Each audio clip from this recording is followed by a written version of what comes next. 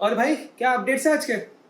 भाई सेटअप सब हो चुका है, काम सब हो चुके हैं पूरे। बट है ना, लास्ट मोमेंट पे एक प्रॉब्लम आ गई है। हुसैनी सर को कहीं बाहर जाना पड़ा लास्ट मोमेंट में। क्या? अब होस्ट कौन करेगा? नहीं। आइडिया। रोहन तू होस्ट कर। मेरे करने में कोई दिक्कत नहीं है यार, कैमरा भी संभालना पड़ेगा और दूसरी बात ये है ना कि मैं कैमरे के सामने थोड़ा नर्वस हो जाता है यार। एक काम करना, तू ही कर ले। नहीं। दादा मैं कुछ नहीं जानता हूँ, सड़क से उठा के आदमी को लेकर स्टार बना देंगे उसको।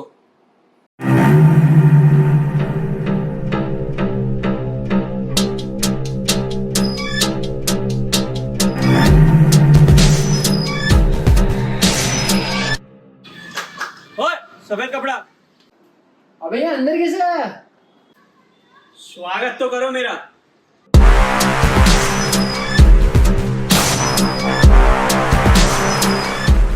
भाई तू कब आया?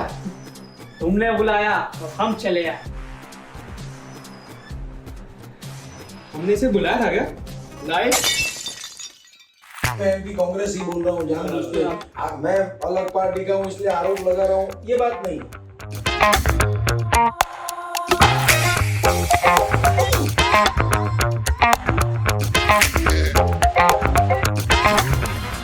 हेलो हाय, मैं महेश अर्जुन प्रसाद शुक्ल दी एमिनेंट शो का होस्ट और आप सभी का दोस्त स्वागत करता हूं आज के एक और फ्रेश और न्यू एपिसोड में, जहां आज के जो हमारे गेस्ट हैं वो एक अलग फील्ड से बिलोंग करते हैं। मतलब आज तक जितने भी गेस्ट आए हैं हमारे शो पर, वो कभी कोई फिल्म इंडस्ट्री से बिलोंग करता था, तो कभी कोई थिएटर इंडस्ट्री से बिलोंग करता था, तो कभी कोई सोशल मीडिया इन्फ्लुएंसर हुआ करता था। और अभी रिसेंटली हमने एक बाइक राइडर्स के साथ शूट की है कुछ वीडियोस, तो एक वीडियो आपको बाद में भी देखने मिलेंगी। लेकिन आज के जो हमारे गेस्ट हैं वो एक पॉलिटिशियन है, so let's welcome him on our show. So welcome sir, welcome mister Akhil Joshi. Thank you. कैसा लगा सर हमारे शो पर आकर? बहुत अच्छा। अच्छा सर, मैंने ये सुना है कि मतलब इंस्टाग्राम वगैरह पर देखा है कि जो ज़्यादा पढ़े लिखे लोग होते हैं वो जॉब करते हैं, जो कम पढ़े लिखे होते हैं वो उनके अंडर में काम करते हैं, और जो उनसे भी कम पढ़े लिखे होते हैं या नहीं पढ़े लिखे होते हैं उन सबको चलाते हैं, यानी कि पॉलिटिक्स में होते हैं, पॉलिटिशियन होते हैं। मैंने इससे भी ज्यादा अच्छा सुना है। मैं आपको बताता हूँ, एक क्लास में 3 लड़के थे।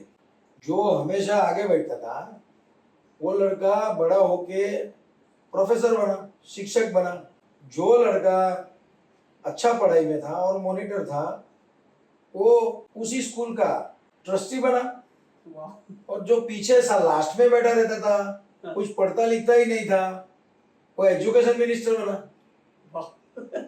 तो ऐसी बात है कि काम करवाने की स्किल ये एक चीज है, काम करने की स्किल ये दूसरा विषय है।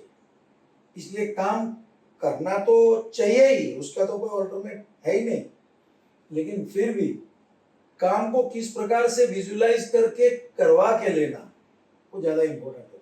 तो मतलब आप सहमत है हमारी बात से? बिल्कुल 100% सहमत है। तो अब जो आप सहमत है हमारी बातों पे, तो हम और हमारी ऑडियंस जो है आपकी एजुकेशन क्वालिफिकेशन जान सकती है, बिकॉज आज के जो लोग होते हैं उन्हें एक एजुकेटेड पॉलिटिशियन चाहिए होता है। एग्जैक्टली। आज की तारीख में ये फील्ड में आ चुका है कि हमारा पॉलिटिशियन एजुकेटेड होना चाहिए। पहले मैं मेरा क्वालिफिकेशन बता दूं। मैं केमिकल इंजीनियरिंग तक का पढ़ाई किया हूँ। 2.5 साल तक मेरे लाइफ के स्टार्टिंग में मैंने सर्विस की है, और सर्विस करने के बाद मैं बिजनेस में आ गया, मेरा खुद का व्यवसाय में।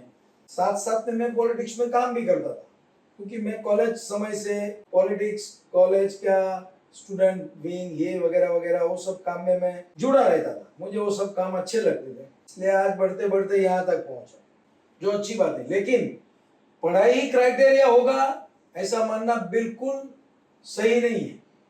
एक्सपीरियंस भी मैटर करता होगा। बहुत ज्यादा एक्सपीरियंस मैटर करता है। जैसे वसंतदादा पाटिल है, महाराष्ट्र के सबसे सफल मुख्यमंत्रियों में से एक रहे। कौन से पार्टी के? वो कांग्रेस पार्टी के थे, और वो उन्होंने अपनी पढ़ाई पूरी नहीं की थी, फिर भी वो काफी अच्छे सबसे बढ़िया मुख्यमंत्री के नाते वो साबित हुए। ऐसा जरूरी नहीं है कोई कम पढ़ा लिखा होगा but he can be a good administrator, क्योंकि उनके पास एडमिनिस्ट्रेशन का, उनके पास काम लोगों से कैसे लेने का, इसका एक्सपीरियंस तजुर्बा हो सकता है। डेफिनेटली। हाँ, लेकिन पढ़ाई लिखाई बहुत मायने रखती है। राइट। सर बातें तो शुरू हो गई, लेकिन मैं आपका इंट्रोडक्शन देना भूल गया। So I would like to request you कि आप अपना इंट्रोडक्शन दें, बिकॉज मैं अच्छे से नहीं आपकी व्याख्या कर सकूंगा। परिचय में ऐसा है कि आज मेरी उम्र 52 वर्ष की है। मैंने मेरे जीवन में राजनीतिक जीवन की जहाँ तक बात करूँ, मैं 15 साल की उम्र में, जब मैं वोटर भी नहीं था, उस समय से राजनीति से जुड़ा हुआ। 1985-86 से मैं राजनीति से जुड़ा हूँ। जब मैं एसएससी में था तब मैं भारतीय जनता पार्टी का काम करता था। उसके बाद जब कॉलेज में गया, पढ़ाई पूरी हुई, उसके बाद मैंने नौकरी की। नौकरी के साथ ही पैरेलल मैंने भारतीय जनता युवा मोर्चा का काम करना शुरू कर दिया। मैं 1989 से श्री राम नाईक जी के जो उनका चुनाव का रथ था, उस रथ का संचालन करता था। आज भी मैं पीयूष गोयल जी के रथ का संचालन का अंतिम दिन का कार्यक्रम पूरा करके आपके स्टूडियो में आया हूँ। मुझे राजनीति के अंदर करीब करीब 35 साल पूरे हुए।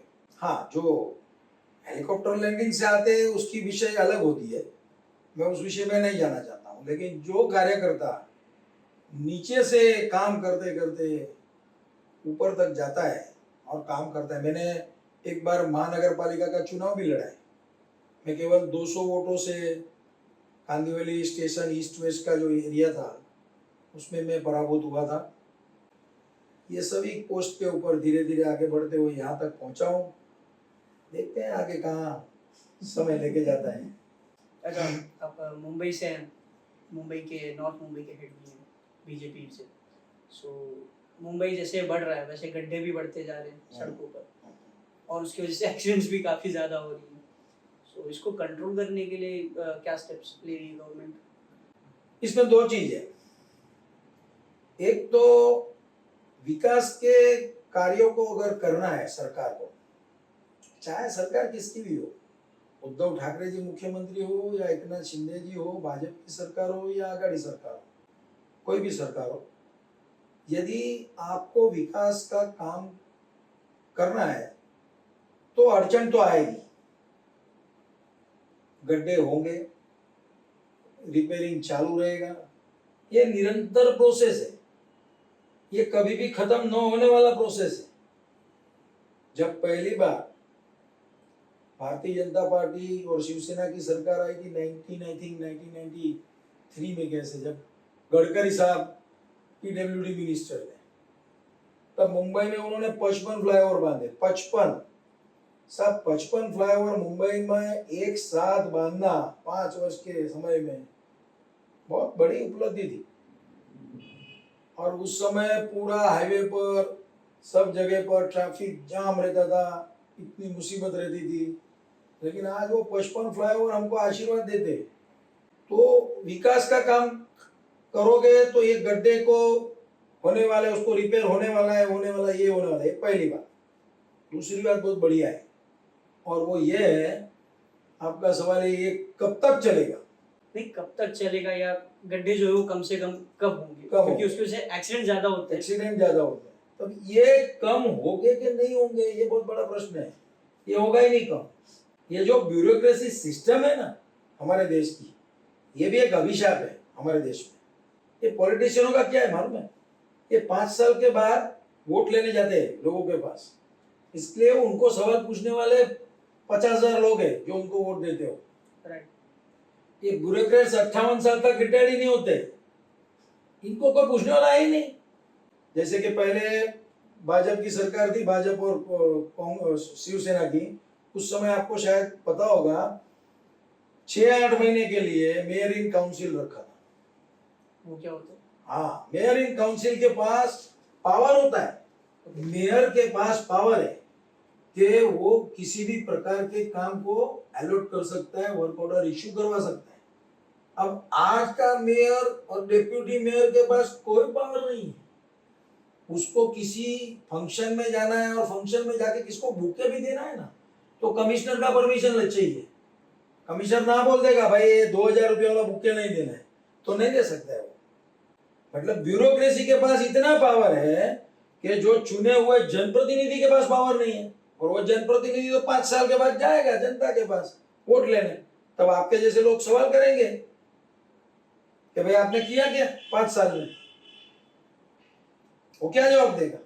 बीजेपी वर्सेस कांग्रेस जो चल रहा है, मतलब सालों से चला आ रहा है, हर एक पार्टी का ओपोनेंट होता है, इस बार भी है। मगर इस बार जो है वो 11 पार्टियों की महाविकास अघाड़ी बनी हुई है महाराष्ट्र में। एंड इवन पैन इंडिया पे भी ऐसे काफी सारे पार्टनरशिप्स हुए हैं पार्टीज के बीच में कि सब मिलकर के बीजेपी को हराएं और अपनी सेंट्रल गवर्नमेंट स्थापित करें। तो इसके लिए बीजेपी के क्या प्लान्स हैं, स्पेशली इन महाराष्ट्र, क्योंकि अब फिलहाल हम महाराष्ट्र में, मुंबई में, तो महाराष्ट्र की बात करते हैं। चुनाव हो रहा है पूरे देश का। हाँ। मैं बड़े एक्सपेक्ट्स में बात करूं तो पूरे देश में एक इंडिया अलायंस है और एक एनडीए अलायंस है। वही अलायंस महाराष्ट्र में भी है, बराबर है। अब बात ये होती है कि बीजेपी को हराना, नरेंद्र मोदी को हटाना, हरा के करोगे क्या? कौन सा प्लान इंप्लीमेंट करोगे? आप बोलते हो जैसे नरेंद्र मोदी बोलते हैं कि भाई हम देश का वर्ल्ड में 5वीं अर्थतंत्र भारत है, हमारे पास प्लान है कि 2025 में अर्थतंत्र तीसरे स्थान पर पहुंचेगा, 2035 तो है तो विपक्ष के पास प्लान। जब 2004 में अटल जी की सरकार गई तब अटल जी पूरे विश्व में भारत की अर्थव्यवस्था को 10वें स्थान पर लेके गए थे। और पहले कितने पे थी? उसके पहले तो काफी पीछे थी, लेकिन 10वें स्थान पर लेके गए। 10 साल तक यूपीए की शासन रहा, मतलब आज का इंडिया अलायंस। एनडीए अभी एक नया नाम हो गया इंडिया अलायंस। यूपी उनको अच्छा नहीं लगा यूपी अलायंस, तो उन्होंने नाम बदली कर दिया इंडिया अलायंस। अभी वो इंडिया अलायंस ने 10 साल तक शासन किया। मनमोहन सिंह जैसे बहुत विद्वान अर्थशास्त्री उस संगठन के, उस सरकार के मुखिया। उसके बाद भी जब 2014 में उन्होंने सरकार छोड़ी तब 11वें स्थान पे थे हम। वो वापस से एक रैंक नीचे गिर गए। मतलब चलो मेंटेन तो रखा, हाँ। इतना तो नीचे नहीं गया। 2014 से लेके 2019 तक 20 तक हम 5वें स्थान पर आए। और नरेंद्र मोदी तो ये कह रहे हैं कि 25-30 के अंदर ही, 25 के आसपास ही मैं तीसरे स्थान पे लेके आऊंगा, ये मोदी की गारंटी है, वो बोलते हैं। यानी रोड मैप बता रहे हैं। 5 साल सरकार कैसे चलाएंगे, 2047 तक देश का क्या रोड मैप है वो उनके पास है। और ये चीज ओपोनेंट्स के पास नहीं है। किधर है?